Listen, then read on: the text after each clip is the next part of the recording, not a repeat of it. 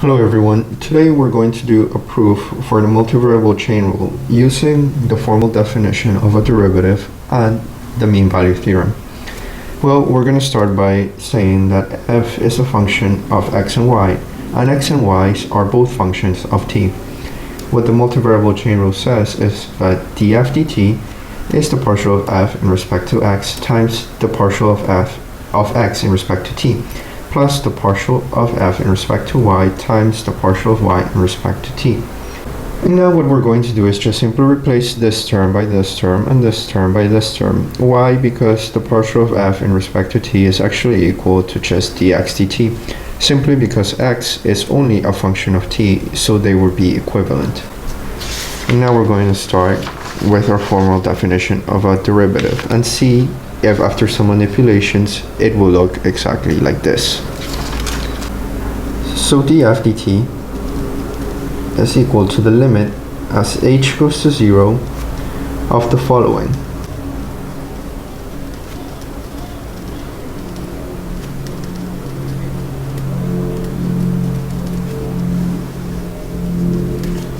This is simply the formal definition of a derivative.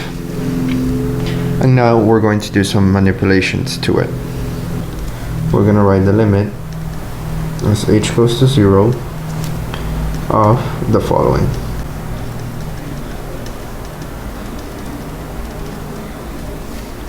Right, this is simply just the first term, and now we're going to subtract this term, which you can think of as random, but you will see that it'll actually help us.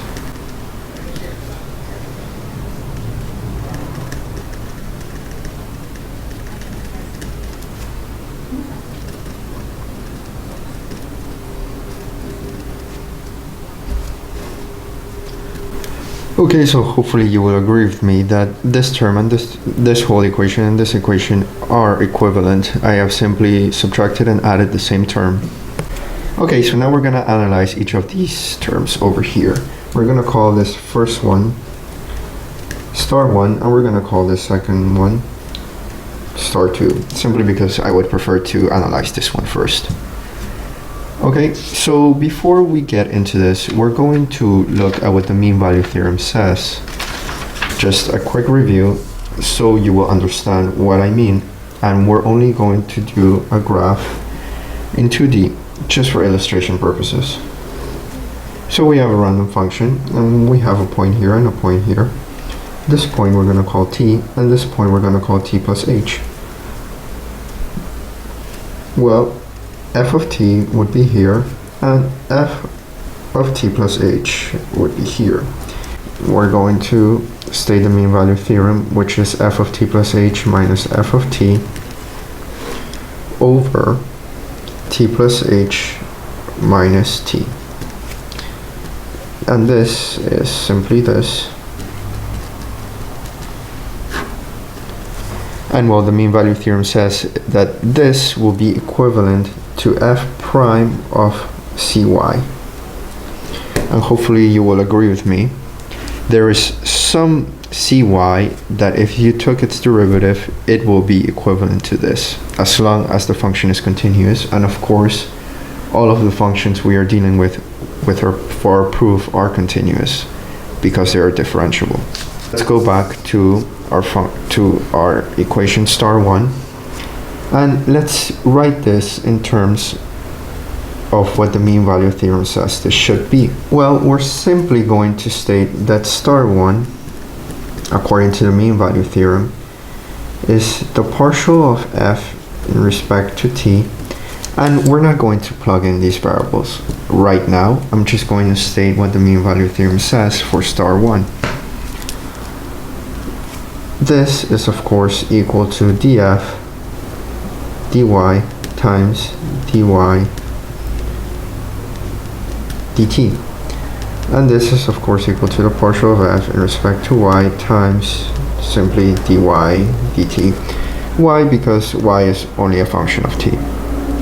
And now we're going to plug in the variables. This is equivalent to having the partial of f in respect to y. I've just simply written this term, but now we're going to plug in what the variables are.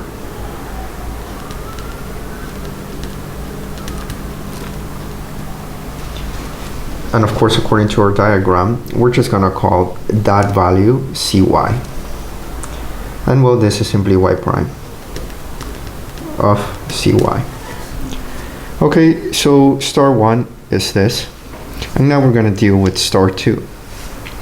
Star 2 takes the same approach using the mean value theorem, except we're just gonna do just a tiny modification. So now we're going to say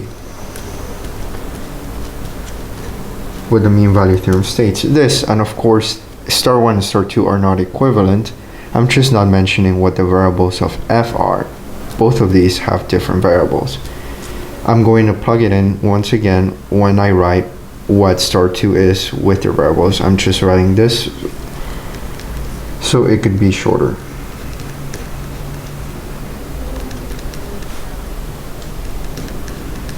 And of course, same applies here,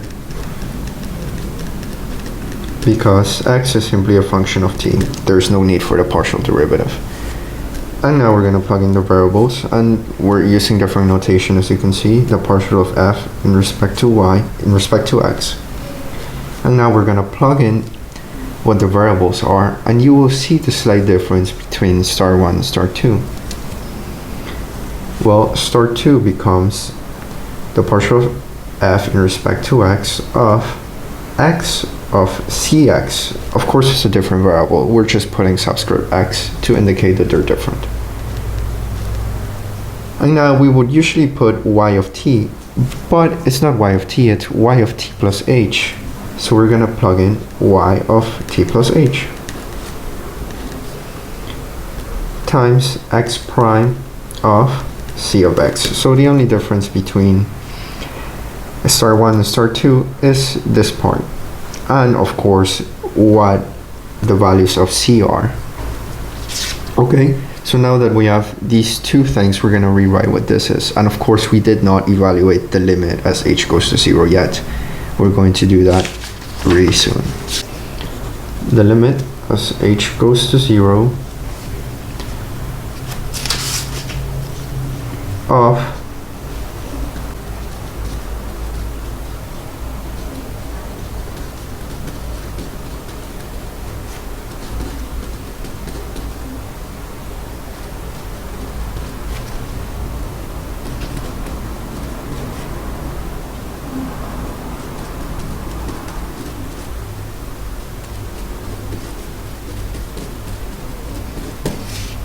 And now we're actually going to take our limit.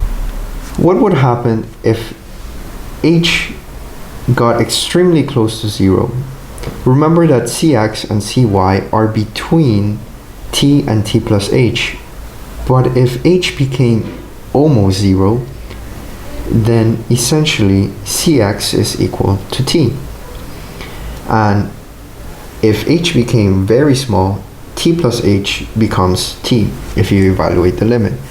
So we're simply going to write that, evaluating the limit, the partial derivative of f in respect to x will simply become the following.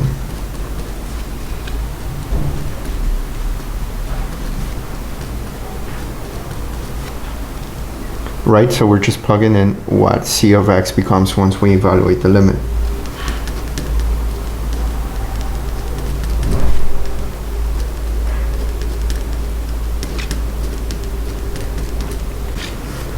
We're saying take the partial of f in respect to x, multiply it by the derivative of x in respect to t. Then we say add the following: take the partial of f in respect to y and multiply it by dy dt. QED.